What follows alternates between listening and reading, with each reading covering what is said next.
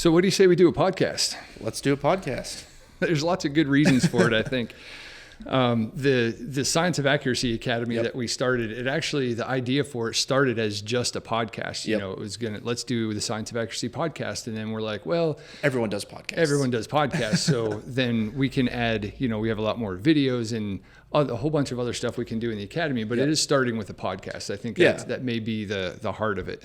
Yeah. So the Science of Accuracy Academy, like Bryan just kind of alluded to, it's, we're going to do a spin on the traditional podcast and kind of morph it with an academy of sorts. We're starting out with the podcast, but there's other things we're looking at doing and adding to that platform in order to bring a lot more value to people. And we can get into maybe a little bit more of, why we're doing this and whatnot, but that's the general gist. It's a very informative ballistics content learning platform. yeah, and there's a lot of reasons that this was a good thing to do for us. One of them, you look at the way that we have been putting information out over the years. Articles, white papers, books, DVDs. And it's not that books are outdated. I don't think books will ever be outdated, but these days there are more efficient ways of delivering that sort of content. Instead of expecting a guy to sit there, the only way to get this in your brain is to sit there with a book and read it. Mm-hmm. Now what we're doing with this podcast, a lot of them are us going through the books, discussing the content, adding updates that's happened since it was published. So that's one problem with books, right, is they're static. It's like once it's printed and published, anything that you learn beyond that is you can't get it in the book. It's in volume 2. It's in volume 2, right. But now we can review a chapter that was written 5 years ago and be like, oh, I remember when we did that work. Here's how it went. Yep. Here's what wasn't in the book about how it went. And here's what we learned since then. Yep. Here's what changed. And you can listen to it on your way to work. You don't have to be sitting down with a book reading in order to listen to it and understand the context of what's going on. Yeah. Essentially, we're an important point for people to understand is that we're an information company. That's what our product is. Like a lot of companies, they produce a physical product, and so they might do a podcast or something, and their podcast is really more of a sales channel for maybe a product that they're selling. I don't mean that as like the whole thing is salesy, but it's in addition to their product.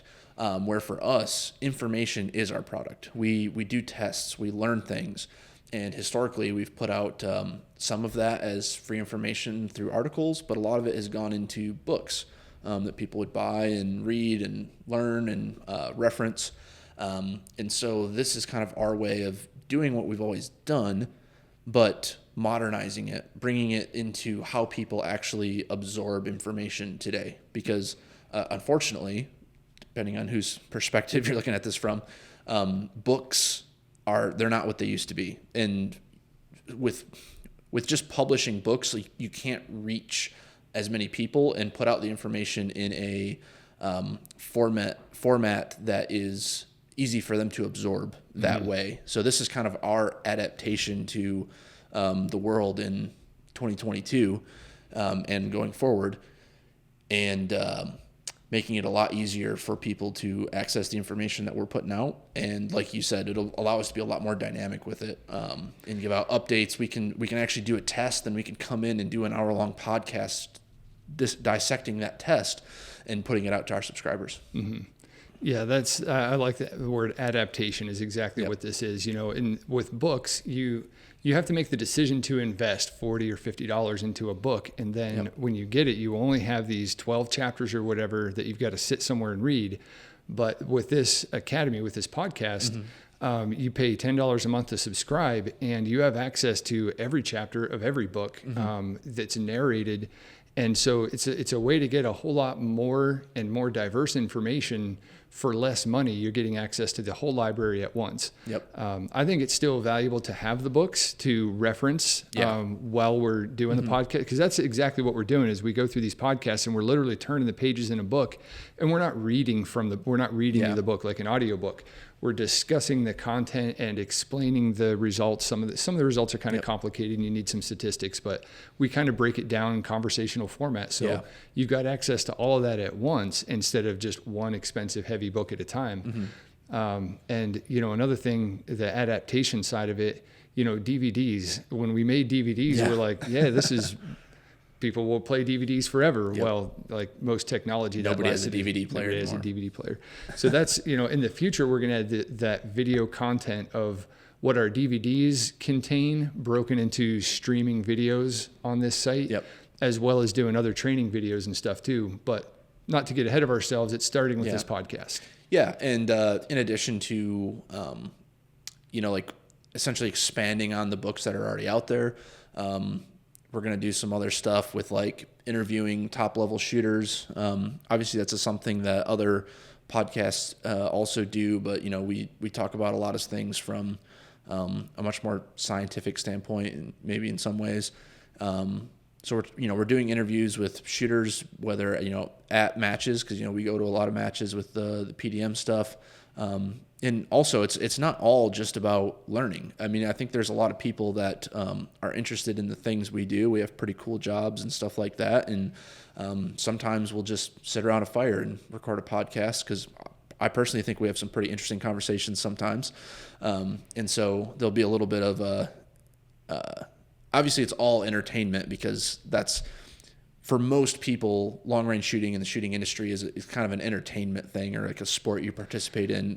We take it pretty seriously. We take it pretty seriously, and obviously we have a customer base that uses it for their job, but a lot of our customer base, it's more of an entertainment thing. But in addition to the entertainment value from the education side of it, and as far as like getting good information that you can apply to long-range shooting, sometimes we're just going to have conversations and talk about cool stuff. Mm-hmm. Yeah. And as far as that goes, over the years, I've noticed there's been a growing gap in the way that, that shooting and hand loading and the approach to all of that, the way that that's discussed among shooters at the range, even like high level shooters all the way down to beginners, the way that those things are discussed on the range compared to how we discuss them in the lab. Yeah. There's a perspective that comes about when you've fired as many rounds as we have in the laboratory, instrumented with Doppler radar, viewing them with high-speed video, basically just measuring everything about a gun for an entire barrel life. You know, we've done many barrel life cycle tests where we've literally measured everything about the shot group for every group of the barrel's life. And there is insight that comes from that is not common. It's very rare to do that. And having done it a number of times, we notice patterns that are not really apparent to guys, like a normal guy who gets a barrel for the season, develops or even a load for 5 years. Right. Yeah. A lot of experience is around the traditional approach. And there are a lot of shooters out there with a lot of experience in the traditional approach. And our approach started traditional, like we all have the same background in competitive shooting. But what we have evolved into over the years in, what we've had to do to do credible tests for books and getting into government contracting, you can't do things the way you did when it was a hobby. Whenever you have to deliver a result, and it has to be, meet certain standards of statistical rigor. We have just evolved to view things in a different way. And I think that the community at large could benefit from at least seeing, hearing, being exposed to what our insight is. Not that we're looking to change how it is, because a lot of things that are done traditionally are done for good reasons. Not everyone has the resources to shoot a whole barrel out before you decide what the best load is. In a week, yeah. But having access to us and our activities in the lab, I think will flavor the perspective of what's going on whenever guys are doing individual load workups and things like that. Yeah. In short, we've shot a lot and we've learned a lot. And that's what our product is to share with people. That's a really good summary. And we, above all, like Mitch said, we're an information company, and this podcast is about, trying to provide useful information, whether you're a professional or recreational shooter. I think that, and if you've seen our books, like if you have access and have read our books, and you enjoy them and found them useful, you will definitely find these conversations useful because they're really just expounding on the content in the books. Like Mitch said, that's one category. We also have less formal formats. We have interviews with, shooters about competition and hunting and all sorts of long range topics. But for sure, if you're into the books, then this is going to really augment that kind of information. So yeah. And that's a good point because our number one goal is to educate our subscribers and ultimately save them time and money by learning from things we've learned. And hopefully, provide a little bit more in addition to that. All right. So we've talked a lot about, kind of what our goal is and what we're doing with this. But, how can people get on board? How can they start to listen and enjoy this content that we're talking about? It's the scienceofaccuracy.com. You go there and sign up to subscribe. It's $10 a month. So that gives you everything on there. For $10 a month, you get, I think we're starting with like 30 episodes, and we're looking to add, up to 2 or 3 a week, new ones, new content. So, and you can listen to free samples too. Like you can go on there. The first 5 minutes of all the podcasts are available to listen to for free, so that you can kind of get the flavor of it before, try before you buy kind of thing. Yeah. So that's how you find us, thescienceofaccuracy.com. Perfect. All right. Well, we hope some of you guys subscribe and enjoy the content. And there's just also for actually interacting.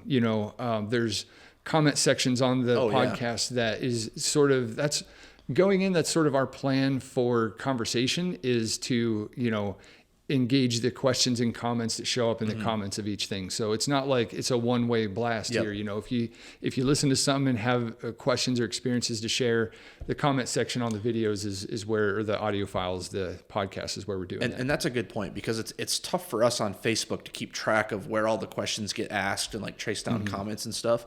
So for people that are serious and subscribed and all that, we can have a lot better interactions through comments on this platform.